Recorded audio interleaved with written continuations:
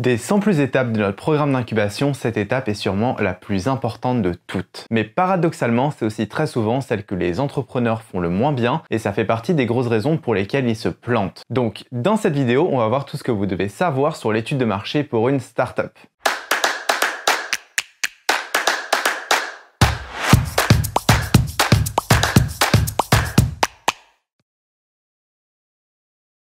Plus qu'une étape, ce qu'on va voir dans cette vidéo, c'est une réelle méthodologie d'entreprendre qui doit absolument vous accompagner dans toute votre démarche entrepreneuriale. Mais avant de commencer, il faut juste qu'on définisse très rapidement ce que c'est l'entrepreneuriat et vous allez tout de suite comprendre pourquoi. Alors, entreprendre, c'est simplement le fait de créer et commercialiser une solution pour apporter de la valeur à ses clients et pour qu'en échange de cette valeur que vous leur apportez, ils estiment que leur argent, ou plutôt ce qu'ils peuvent faire avec cet argent, vaut moins que votre solution et donc ils décident de l'échanger. Sauf que voilà, une des plus grosses erreurs que vous pouvez faire au démarrage de votre startup et qu'on voit un nombre incalculable d'entrepreneurs faire, c'est de lancer leur startup sans jamais avoir parlé au moindre client avant. Et c'est absolument ahurissant. Comment est-ce qu'on peut créer une solution pour quelqu'un si on ne sait même pas qui est la personne et ce dont elle a vraiment besoin? Parce que si on imagine maintenant que vous deviez faire un cadeau à une personne que vous ne connaissez pas bien, alors votre premier réflexe, ça va être de comprendre ce que la personne aime vraiment pour pouvoir lui faire plaisir. Assez logique. Par contre, bizarrement, si je vous dis maintenant que vous deviez donner les 5 prochaines années de votre vie à bosser jour et nuit, à investir de l'argent et du temps pour créer une solution pour cette personne, et bah là d'un coup, je sais pas trop pourquoi, vous allez pas vous dire que peut-être c'est pas une trop mauvaise idée d'aller interviewer quelques clients pour comprendre vraiment ce qu'ils veulent. Alors bon, vous allez me dire que je tire un petit peu les traits, mais je vous assure que je vois absolument tous les jours des entrepreneurs bosser depuis des mois ou des années sur une idée sans jamais avoir parlé au moindre client avant. Et après, ils s'étonnent que leur startup ne marche pas. Et c'est justement pour ça que dans cette étape, on va voir comment vous pouvez acquérir l'une, voire la compétence la plus importante qu'un entrepreneur doit absolument avoir pour lancer sa startup, celle de savoir écouter et comprendre ses clients pour pouvoir répondre à leurs besoins. Et croyez-moi, c'est pas aussi facile que ça peut paraître. Alors, pour vous donner une métaphore, l'entrepreneuriat c'est un petit peu comme la médecine. Vous n'allez pas prescrire un médicament à un patient sans savoir quels sont ses symptômes et plus important ce qui cause ces symptômes, ce qui est à l'origine. Parce que si demain vous allez dans un cabinet médical et que le médecin vous prescrit un médicament sans même vous avoir parlé ni même ausculté avant, il y a de grandes chances que 1. Vous ne soyez pas satisfait et que 2, ça soit pas ce dont vous aviez besoin. Et c'est exactement pareil pour une startup. Quand un entrepreneur fait un produit ou un service pour des clients qu'il ne connaît pas et où il n'a pas cherché à comprendre réellement leurs symptômes et plus important ce qui cause leurs symptômes, ça fait des clients sceptiques qui n'achètent pas le produit ou le service. Ou alors qui se désinscrivent très rapidement vu que ça ne résout pas leurs problèmes. Mais alors pour vous donner un exemple, il y a encore quelques jours, j'ai eu une entrepreneur qui est venue me pitcher son projet d'application pour des pompiers sur laquelle elle bossait depuis une petite dizaine de mois. Et directement, en discutant avec cette personne, j'ai compris qu'elle avait jamais parlé avec le moindre pompier. Pourquoi? Parce que comme une très grande majorité des nouveaux entrepreneurs, si le besoin et l'attrait théorique de sa solution étaient très clairs quand elle le pitchait, faciliter les opérations pour les pompiers et améliorer l'efficacité et la communication entre eux, ce qui me paraît très bien, dans la pratique, je voyais très mal le pompier avec une lance à la main et une échelle dans l'autre en train de sortir un gamin des flammes, prendre son téléphone avec sa troisième main pour utiliser son application pour communiquer avec des pompiers. Alors bon, vous allez me dire, ok Greg, ça c'est un cas qui est un petit peu extrême, mais je vous assure que non, ce genre de projet, on en voit absolument tous les jours. Parce qu'en fait, il y a plein d'idées qui paraissent très bien dans la théorie, mais qui, une fois mis dans la pratique, le sont beaucoup moins. Et c'est justement pour ça que vous devez absolument faire une étude de marché. Parce que si la personne avait simplement parlé à des pompiers il y a 8 mois de cela, elle aurait encore 25 000 € sur son compte en banque et économisé pas mal de temps. Et encore mieux, elle aurait sûrement trouvé un autre système plus adapté pour résoudre le problème. Parce que retenez bien que c'est pas parce que votre idée de base ne fonctionne pas que ça veut dire qu'il n'y a pas une autre solution à trouver. Mais pour ça, il faut accepter de se confronter à la réalité du marché et être prêt à faire évoluer son idée. Bon, mais alors du coup maintenant, la question qu'on va voir, c'est comment est-ce qu'on fait une bonne étude de marché? Alors, premièrement, il faut savoir que certains entrepreneurs prennent parfois des semaines, voire des mois pour faire leur étude de marché. Mais je le dis à toutes nos startups et je vais vous le dire à vous aussi, quitte à se lancer dans un projet dans lequel vous allez investir votre temps et votre argent et qui va prendre une énorme place dans votre vie, c'est peut-être pas une si mauvaise idée de prendre le temps pendant quelques semaines ou quelques mois d'identifier le bon besoin client et la bonne approche à avoir sur le marché. Parce que n'allez pas croire que monter une startup, ça se fait en quelques jours ou en quelques semaines. C'est un processus qui prend du temps. Et d'ailleurs, c'est justement pour ça que notre programme d'incubation se base sur 1 an. Et croyez-moi, vous n'allez pas rien faire pendant cette année. Bon, mais alors du coup, maintenant, la question c'est comment est-ce qu'on fait une bonne étude de marché? Alors, pour faire une bonne étude de marché, c'est-à-dire pour réellement comprendre en détail le besoin de ses clients et ce qu'ils veulent vraiment, ça demande une réelle méthodologie et une réelle capacité à rester objectif et à démêler le vrai du faux. Parce que vous ne pouvez pas savoir le nombre de fois incalculable où on a vu des entrepreneurs pitcher leur projet à des personnes et en ressortir convaincus que leur idée était géniale parce que personne n'a voulu les contredire. Faire une bonne étude de marché, ça s'apprend et il y a plein d'erreurs importantes à éviter qu'on va voir tout de suite ensemble. Alors à noter qu'il y a des livres entiers dédiés sur le sujet, donc ça va pas être facile de tout vous expliquer en seulement une seule vidéo. Mais je vais essayer de synthétiser au mieux possible ce que vous devez savoir. Alors pour commencer, on va définir quelques termes. Premièrement, l'étude de marché primaire. Alors pour faire simple, l'étude de marché primaire, c'est le processus durant lequel vous ou quelqu'un de votre équipe allez activement sonder et interviewer vos clients potentiels pour améliorer votre compréhension de leurs besoins. C'est en quelque sorte une forme d'enquête où votre objectif va être de garder un esprit hyper ouvert et objectif, même si parfois ce que vous allez trouver durant vos entretiens ou durant vos sondages contredit complètement ce que vous pouviez penser jusque-là. Mais je vous assure, vaut mieux que ça arrive maintenant que dans 2 ans. Deuxièmement, on a l'étude de marché secondaire qui est toujours une quête d'informations, mais cette fois-ci par le biais de ressources préexistantes. Donc par exemple des rapports que vous pouvez trouver sur internet. Alors on en parlera beaucoup moins dans cette vidéo, tout simplement parce que l'étude de marché secondaire a surtout pour but de vous donner une indication de l'ampleur du marché, mais sans pour autant vraiment contribuer à mieux le comprendre, ce qui est surtout la partie qui nous intéresse quand on lance une startup. Parce que bon, savoir que le marché des voitures électriques est un grand marché, c'est super, mais ça ne nous aide pas très franchement à savoir comment faire une bonne voiture électrique qui se vend bien et qui est mieux que ce qui existe déjà sur le marché. Bon, et ensuite, très important, étude quantitative versus étude qualitative. Alors pour faire simple, l'étude qualitative, ça va être une étude faite sur un petit nombre de personnes, souvent sous forme d'interview, où votre but va être de vraiment comprendre en profondeur le comportement, les envies, les besoins et les problèmes de vos clients, pour pouvoir ensuite trouver une solution qui leur correspond vraiment et dont ils ont vraiment envie ou besoin. Ensuite, on a l'étude quantitative. Alors dans l'étude quantitative, le but ça va être d'étudier un plus grand nombre de personnes comparé à une étude qualitative. Donc cette fois-ci, on utilisera plus un sondage qui aura pour but de confirmer ou pas les hypothèses que vous aurez émises durant vos entretiens. Donc pour vous donner un exemple, si on imagine que durant vos entretiens, des clients vous expliquent qu'ils adorent lire mais qu'ils ne trouvent pas le temps de le faire dans leur journée et que le seul moment où ils pourraient vraiment lire c'est quand ils sont dans les transports, sauf que ça les rend malades ou juste qu'ils apprécient pas lire dedans, et bien alors du coup vous devez vérifier que cette problématique touche plus que les 15 personnes que vous avez interviewées. Mais ça s'arrête pas là non plus, ça va beaucoup plus loin. Quelque chose d'absolument essentiel, et j'insiste que certains entrepreneurs mettent beaucoup de temps à comprendre, c'est que c'est pas parce qu'il y a un problème ou un besoin sur le marché que les gens sont forcément prêts à payer pour résoudre ce problème ou ce besoin. Ou alors ils sont pas forcément prêts à payer un prix qui est intéressant économiquement parlant pour vous en tant que startup. C'est-à-dire pas assez pour vous permettre d'avoir une marge qui est suffisamment grande pour être rentable. Par exemple, j'aime pas recevoir des messages pas pertinents pour moi sur LinkedIn parce que ça sature rapidement ma messagerie, mais je serais pas prêt pour autant de payer un abonnement 10 € par mois pour une solution qui trie mes messages. Donc, il y a bien un réel besoin ou une réelle frustration de mon côté, mais il n'est pas suffisamment vital et important pour que j'y réponde et que je paye quoi que ce soit pour le résoudre, même si c'est seulement 5 ou 10 €. Et c'est là où c'est vraiment hyper important pour vous de comprendre si le besoin que vous adressez est vraiment essentiel pour vos clients, ou en tout cas suffisamment important pour qu'ils décident d'échanger leur argent et ce qu'ils peuvent faire avec pour votre solution. Donc pour résumer, dans l'étude quantitative, en plus de confirmer qu'il y a bien un marché, vous devrez aussi tester votre idée de solution pour voir si vos clients potentiels y sont bien réceptifs. Donc si on reprend notre exemple de lecture dans les transports de plus tôt, dans notre cas, ça serait de venir vérifier que nos clients aimeraient bien par exemple écouter un livre audio dans les transports. Et donc pour ça, dans votre sondage, vous en profiterez pour récolter plein d'informations sur le sujet, du style le genre de livre qu'ils seraient susceptibles d'écouter, le temps moyen de transport qu'ils ont, le nombre de livres qu'ils achètent par an, etc., etc. Parce que le plus d'informations pertinentes vous aurez, et le mieux ça sera. Et bien évidemment, vous en profiterez aussi pour obtenir une indication du prix qu'ils seraient prêts à payer pour un livre audio comparé à un livre physique, histoire de voir qu'il n'y a pas juste un besoin, mais aussi une réelle volonté de payer pour une solution. Bon, maintenant que les termes sont clairs, on va voir les 4 erreurs classiques qu'on voit les entrepreneurs faire tout le temps et que vous devez absolument éviter quand vous faites une étude de marché. Alors premièrement, on a le manque de structure. Si c'est essentiel quand vous faites une étude de marché de laisser le client parler et surtout de l'écouter, c'est tout aussi important de poser les bonnes questions pour éviter certains biais et pour éviter que ça parte dans tous les sens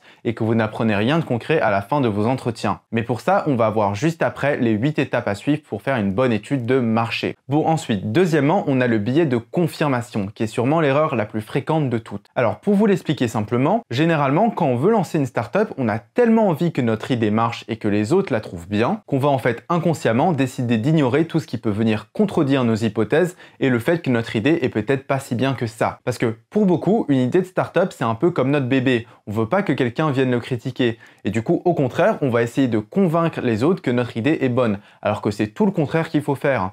C'est dit dans le nom, c'est une étude de marché, pas une vente commerciale. Donc, quand vous faites des interviews avec des clients potentiels, même si vous mourrez d'envie que la personne que vous interviewez vous confirme qu'elle a tel ou tel problème, c'est hyper important que ça sorte naturellement de sa bouche. Parce que si la personne n'a pas besoin de votre solution maintenant, et pas spoiler alert, elle en aura très probablement pas non plus besoin dans 8 mois quand vous aurez dépensé 100 000 € dans le développement de votre solution. Et puis surtout, ne faites pas l'erreur classique de pitcher votre idée aux gens que vous interviewez, ou en tout cas pas au début, parce qu'on voit tout le temps les entrepreneurs faire l'erreur de commencer une interview en expliquant à leur candidat un truc du style tu sais que faire du sport ça augmente ton bien-être, ça réduit l'anxiété et le stress et ça te permet d'être beaucoup plus heureux en général. Et ben moi j'ai une super idée d'application qui va te permettre de donner envie de faire du sport avec telle et telle fonctionnalité. Qu'est-ce que t'en penses? Et bah c'est justement comme ça qu'on se retrouve avec des centaines d'applications sportives sur le store qui ne fonctionnent absolument pas. Parce que c'est tout bête, mais aucun client ne va vous dire ah bah non, moi j'adore le stress et me sentir mal, donc je veux pas de ton application, je pense que c'est une super mauvaise idée. Alors ça peut vous paraître hyper logique ce que je vous explique, mais ce genre d'erreur on le voit vraiment tout le temps. Donc retenez bien, quand vous faites une étude de marché primaire, votre objectif c'est d'être comme un bon journaliste en mode enquête, qui pose des questions pour comprendre le fond sans influencer la direction et l'opinion de l'autre. Bon, ensuite, le troisième piège, c'est le biais de sélection. Alors, en gros, pour faire simple, le biais de sélection, c'est quand les personnes qui répondent à votre sondage ou à vos interviews ne représentent pas nécessairement l'avis global. Par exemple, on le voit assez souvent avec les sondages politiques où il y a toujours des surprises comme Hillary Clinton versus Donald Trump qui était annoncé à la base comme très largement perdant. Donc faites attention à qui répond à vos sondages parce que ça ne représente pas nécessairement l'avis global. Et puis surtout, et c'est très important, quand on est une startup, c'est absolument essentiel de savoir qui est sa cible et de donner de l'importance uniquement à l'opinion de cette cible, car c'est leurs habitudes et leurs besoins qui comptent.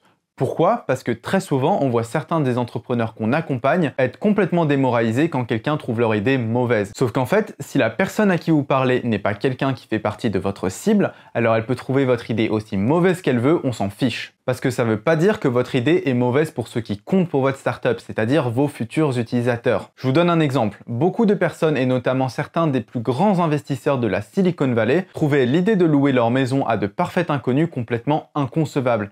Et pourtant, Airbnb marche très bien et je pense pas trop me tromper en disant qu'il y a certains de ces investisseurs qui se mordent aujourd'hui les doigts de ne pas avoir investi dedans. Donc retenez bien, et c'est important, que sur le marché, tout le monde n'a pas les mêmes besoins ou les mêmes envies. Certains font des millions en vendant l'eau de leur bain, d'autres comme moi trouvent ça absolument aberrant, mais on est tous différents sur le marché, donc donnez de l'importance aux opinions des personnes du ou des segments du marché cible que vous ciblez. Bon, et puis finalement, la dernière erreur qu'on va voir, c'est le biais des normes sociales qui est peut-être l'erreur la plus dure à éviter. Alors en fait, ce que vous devez savoir, c'est que les gens ne disent pas nécessairement la vérité, ou alors ils font pas nécessairement ce qu'ils vous disent. Un exemple que je trouve super intéressant pour illustrer ça, c'est celui de Netflix. Alors en fait, Netflix, à leur début, demandait à leurs utilisateurs quel était leur film préféré pour pouvoir leur recommander des films en fonction de leurs préférences. Sauf que c'était une catastrophe. Ils avaient un churn rate de malade, donc un taux de désabonnement qui était extrêmement élevé. Et alors, ce qui est intéressant dans l'exemple de Netflix, c'est qu'ils ont mis pas mal de temps à comprendre la raison de leur churn rate. Et cette raison, c'était tout simplement que les gens ne disent pas la vérité, et ça parfois même sans le vouloir. Parce qu'en fait, personne n'avait envie d'admettre que leur film préféré c'était pas Citizen Kane, mais plutôt OSS 117, et qu'en réalité, en rentrant d'une journée de boulot, ils avaient plus envie de mater une série à la con plutôt qu'un super film plus stimulant intellectuellement parlant. Mais donc, ce que vous devez retenir, c'est que la majorité des gens vont vous dire ce qui est politiquement correct ou ce qui a l'air bien socialement, même si c'est pas forcément ce qu'ils pensent réellement. Ce qui explique aussi les résultats de Trump versus Clinton par exemple. Mais donc c'est à vous ensuite de faire la part des choses.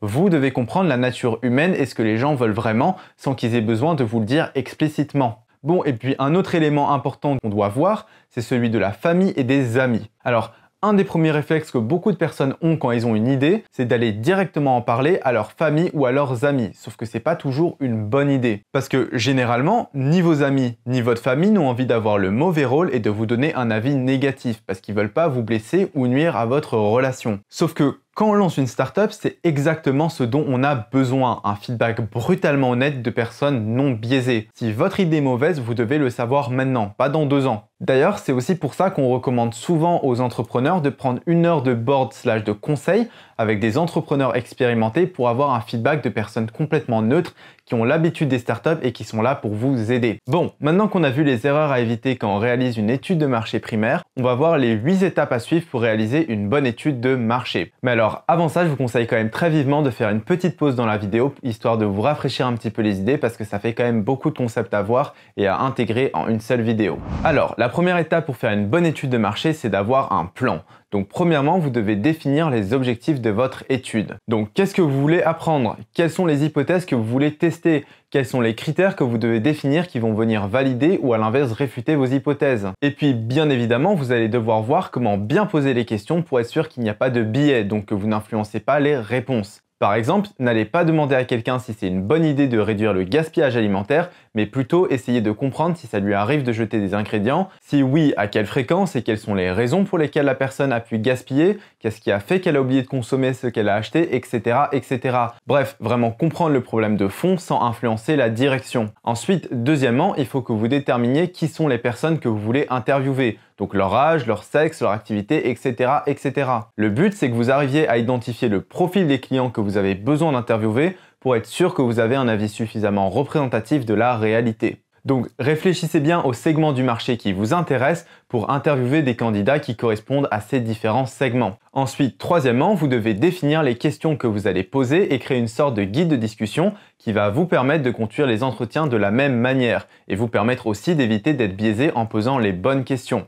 Alors pour faire simple, un bon entretien, c'est un entretien où votre client parle pendant 90% du temps. Mais donc pour vos 10% du temps où vous allez parler, c'est quand même très important que vous sachiez quelles questions poser et surtout que vous sachiez comment dérouler l'entretien pour pas que ça parte dans tous les sens. Parce que à noter qu'une interview, ça dure généralement entre 15 et 45 minutes. Mais ça peut aussi durer plus d'1 heure. Mais bref, tout ça pour dire que c'est important de planifier à l'avance comment vous allez procéder, sinon vous allez avoir du mal à tirer des conclusions vu que chaque interview sera différente. D'ailleurs, petit tip, si possible, essayez d'enregistrer vos interviews pour que vous n'ayez pas à prendre de notes durant l'entretien et que vous puissiez rester concentré sur la personne et notamment aussi sur son langage corporel qui peut vous apprendre beaucoup de choses. Donc le mieux, c'est vraiment de pouvoir filmer ou enregistrer l'entretien pour ensuite pouvoir le réécouter et prendre des notes à ce moment-là. Bon alors voilà pour l'étape 1. Ensuite, l'étape 2, ça va être de commencer par une étude secondaire. Alors, avant de vous lancer dans des interviews ou dans un sondage, il faut que vous connaissiez un minimum le secteur d'activité ou l'industrie dans laquelle vous comptez vous lancer.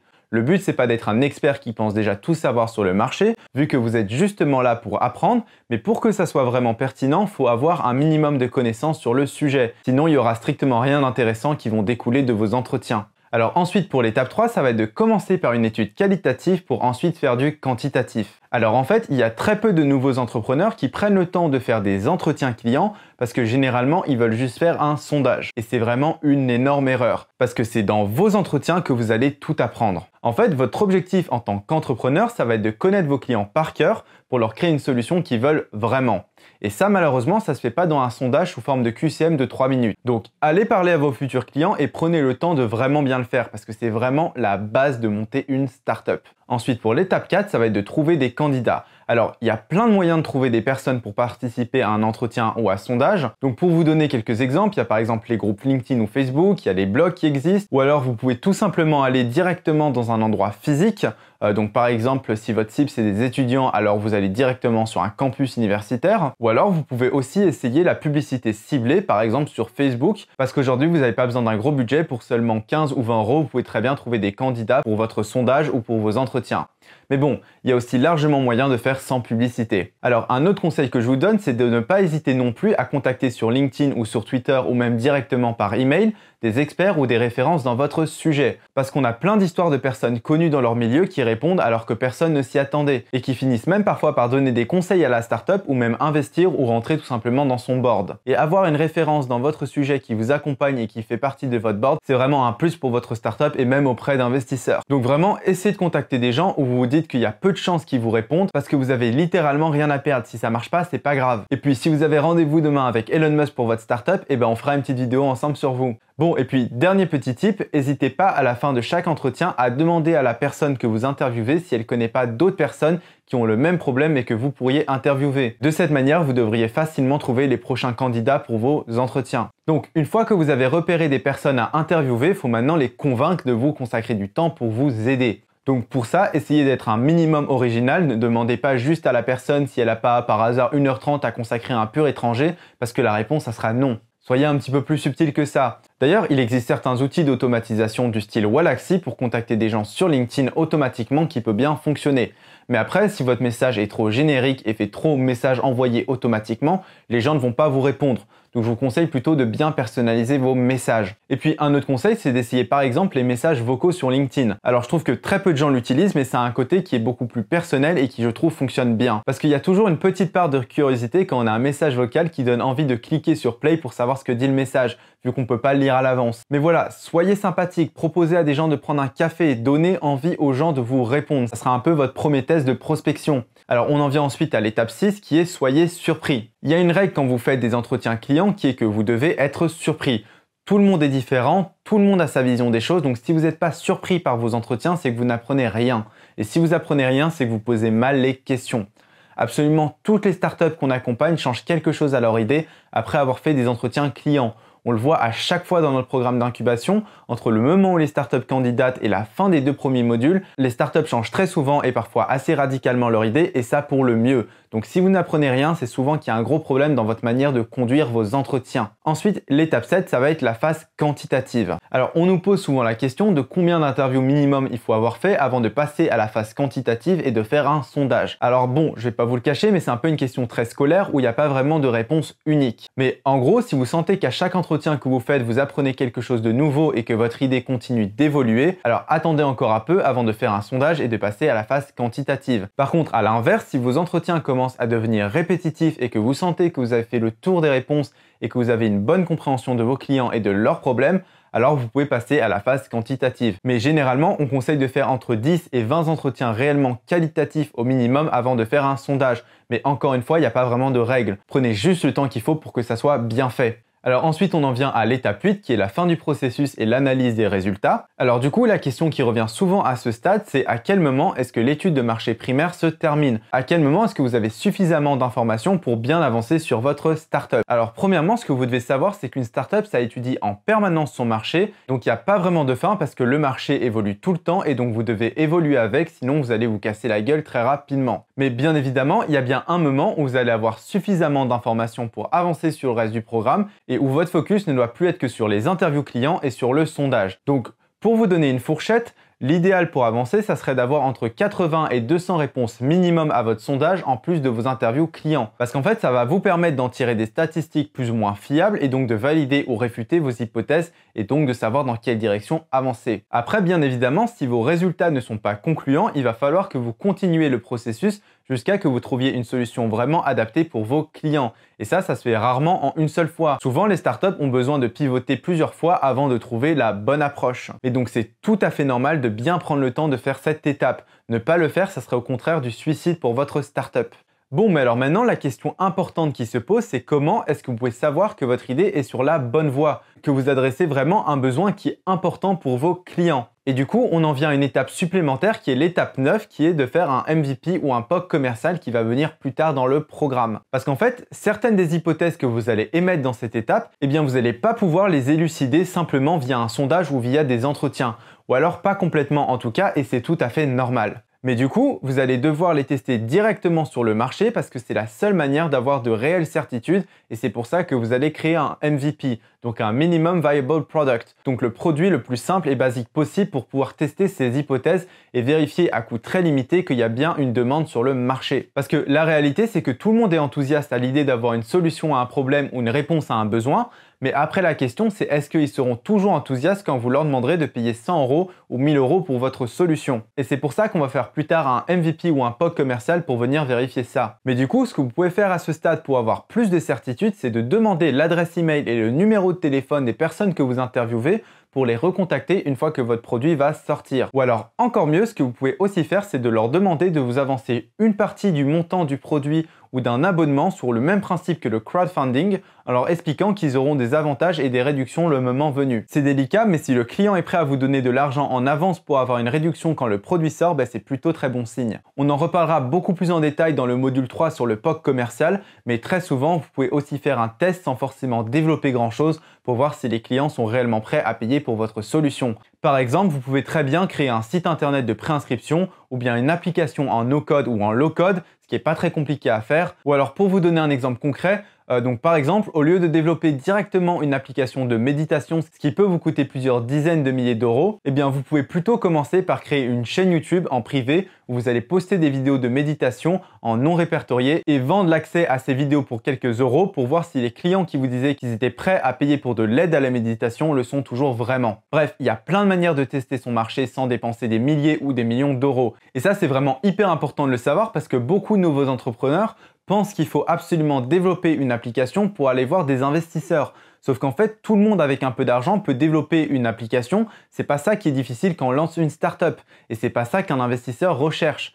Par contre, prouver qu'il y a un vrai marché et générer un début de traction, ça c'est directement plus intéressant et beaucoup plus séduisant pour un investisseur. Donc par exemple, il vaut mieux avoir 15 000 followers sur un compte Instagram ou sur votre site web qu'une application développée avec très peu d'utilisateurs et plus trop de budget pour le marketer. Alors pour récapituler, cette étape c'est sûrement l'une, voire la plus importante de toutes les étapes que vous allez devoir faire du programme, parce que ça va être le fondement de toute votre startup. Donc vous devez absolument retenir qu'une startup ça se co-construit avec ses clients et que vous allez devoir interagir avec eux durant tout le processus, que ça soit à la création, au lancement ou même quand vous serez une licorne. Parce que vraiment, la plus grosse erreur que vous puissiez faire à ce stade, c'est de rester obstiné sur votre idée de base sans la confronter à de vrais clients potentiels ou en le faisant de manière biaisée. Et puis souvenez-vous que les gens peuvent parfois mentir et ça de manière parfois inconsciente ou vous dire plutôt ce qui paraît socialement correct, mais c'est à vous ensuite de comprendre la nature humaine et de démêler le vrai du faux. Bon allez, bravo pour être arrivé à la fin de cette vidéo, maintenant c'est à vous de jouer.